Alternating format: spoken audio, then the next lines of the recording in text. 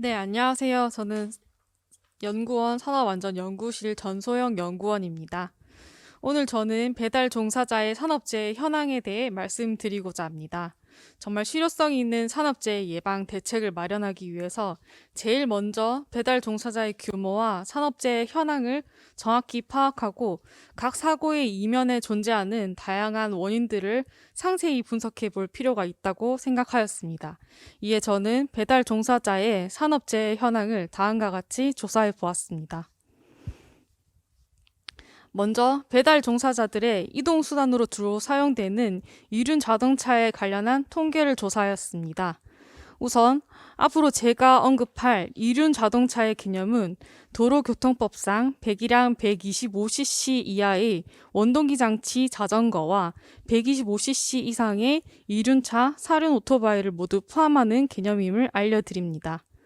국토교통부의 자동차 등록 현황 보고에 따르면 지난 10년간 배기량 100cc 초과 260cc 이하의 중형급 이륜 자동차에서 연평균 3.1%의 꾸준한 증가세를 확인할 수 있습니다. 실제로 배달 산업에서 배기량 100에서 125cc 사이의 이륜 자동차가 가장 대중적으로 사용되고 있는데, 이는 자동차 운전 면허를 소지한 자라면 별도의 원동기 면허 취득 없이 125cc 이하의 이륜 자동차의 운전이 가능하기 때문인 것으로 보입니다. 도로교통공단의 교통사고 분석 시스템을 이용하여 2011년부터 19년까지 집계된 교통사고 현황을 살펴보겠습니다. 이륜 자동차 운전자가 가해장애인 경우 사고 건수는 연평균 2.1%씩 증가하였으며 부상자 수도 연평균 3.2%씩 증가하였습니다. 다만 사망자 수는 연평균 4.1%씩 감소하였습니다. 2020년도 사고 현황은 아직 동 시스템상에 게재되지 않았는데, 경찰청이 발표한 2020년 10월 기준 잠정 집계 결과에 따르면 이륜 자동차에 의한 교통사고 사망수는 전년 동기 대비 9% 증가하였다고 합니다. 이는 최근 코로나의 영향으로 배달 서비스가 증가한 것에 기인하는 것으로 분석됩니다. 2019년도 사망자 현황을 법규 위반 항목별로 분류해 보았습니다. 안전운전 불이행으로 인한 사망자가 296명으로 전체의 59.4%로서 가장 높았습니다.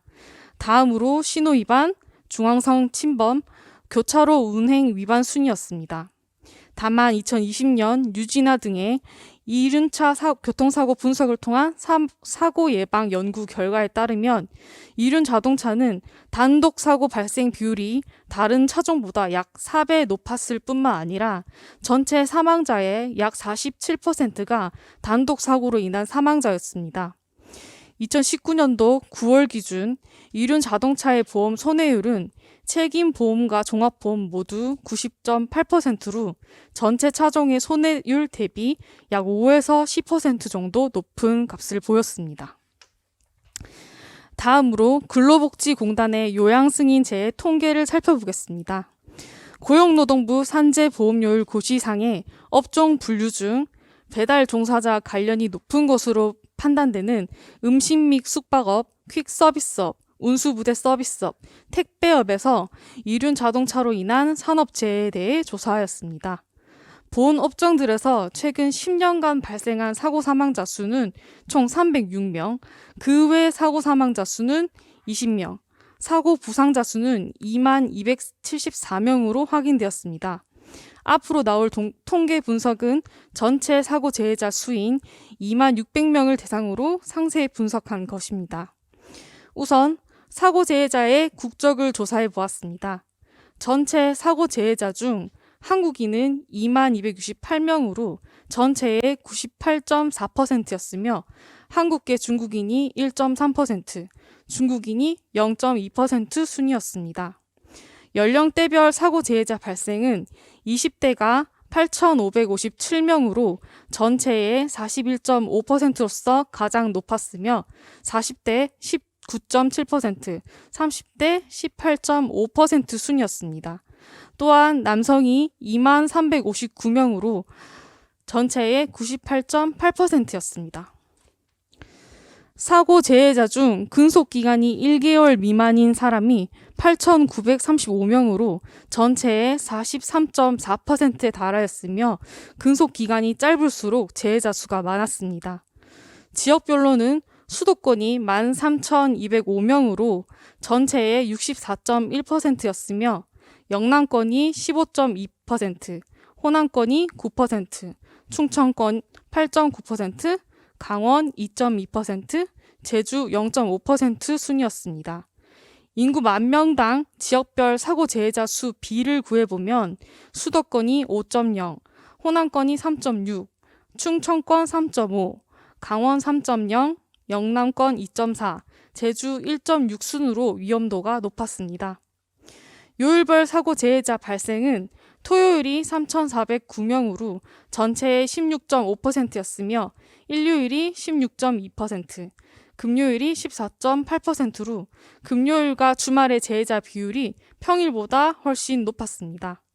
사고 발생 시간대는 18시에서 20시 사이가 4,074명으로 전체의 19.8%였으며 다음이 점심시간대인 12시에서 14시 사이로 12.3%, 그 이후로는 밤 시간대에 많이 발생함을 확인하였습니다.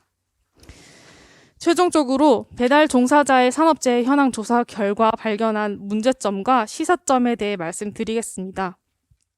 우선 배달 종사자의 산재 통계 데이터베이스 구축의 필요성입니다. 현재 근로복지공단 요양승인 통계 분류 체계상에서는 배달 플랫폼 또는 배달 대행사 등에 소속된 배달 종사자의 근로자 수와 재해자 현황을 구분하여 파악하는 것이 불가능했습니다. 따라서 배달 종사자들이 소속되어 있을 것으로 추정되는 업종과 이륜 자동차를 키워드로 재해자 수를 추정할 수밖에 없었습니다. 또한 현재 많은 수의 배달 종사자가 산재보험을 가입하지 않고 있는 실정으로 요양승인 통계상에 이분들의 재해가 집계되지 않고 있는 문제가 있었습니다. 다만 올 7월부터 산업재해보상보험법의 개정안이 시행되기 때문에 이로써 특고의 산재보험 가입 적용제의 신청 사유가 극히 제한되고 또 한시적으로 보험료를 경감해 주므로 배달 종사자의 산재보험 가입률 증가가 기대됩니다. 따라서 올 하반기부터는 노동자들의 사후 구제 수단이 마련됨과 더불어 요양승인 통계상에 관련 데이터가 집계될 수 있을 것입니다. 배달 산업은 생각보다 복잡한 구조로 이루어져 있었고 다양한 주체들이 관련되어 있었습니다. 각 주체별로 가장 적합한 재해 예방 대책을 마련하기 위해서 향후에는 주문중개 플랫폼, 배달 대행사 등 그 집단별로 구분하여 데이터를 축적할 필요가 있어 보입니다. 다음은 시사점입니다. 산재 조사 결과 이륜 자동차는 공작물 충돌, 도로 이탈 사고 등 운전 미숙과 관련된 단독 사고가 사실상 많고 치사율이 상당히 높았으며 근속 기간이 짧을수록 재해가 많이 발생하였습니다. 또한 배송 건수가 수입에 직결되는 문제로 무리한 운전이 유도되어 전 차종 대비 안전운전 불이행, 신호 위반 등의 법규 위반율이 높았습니다. 이에 안전한 배달 문화 정착을 위한 배달 종사자, 배달 중개사뿐만 아닌 대국민적인 의식 개선 교육과 위험한 운전을 할 수밖에 없는 구조적인 문제의 해결 또한 필요하겠습니다. 또한 국토교통부, 경찰청, 도로교통공단 등 관련 기관과 협업하여 상대적으로 사고가 많이 발생하는 금요일과 주말 저녁 심야 시간대를 타깃으로 산업재해를 예방할 수 있는 방안을 모색하여야겠습니다. 이상입니다.